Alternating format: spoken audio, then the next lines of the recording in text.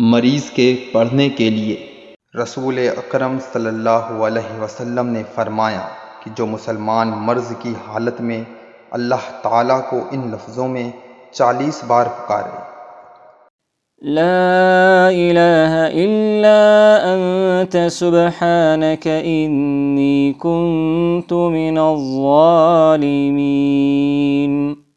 ترجمہ: تیرے سوا کوئی معبود نہیں، اے اللہ تو پاک ہے، میں نے اپنی جان پر ظلم کیا، اور پھر اسی مرض میں مر جائے تو اسے شہید کا ثواب دیا جائے گا، اور اگر اچھا ہو گیا تو اس حال میں اچھا ہوگا کہ اس کے سب گناہ معاف ہو چکے ہوں گے۔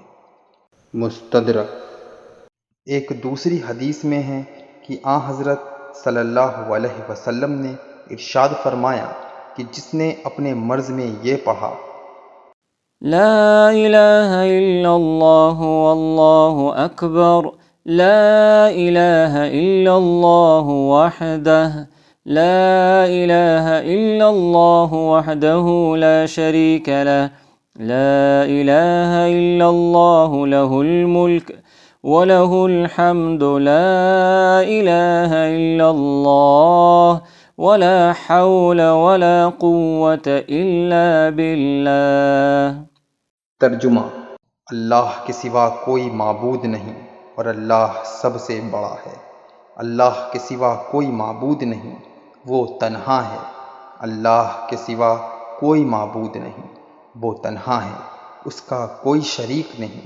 اللہ کے سوا کوئی معبود نہیں، اسی کے لیے ملک ہے اور اسی کے لیے حمد ہے۔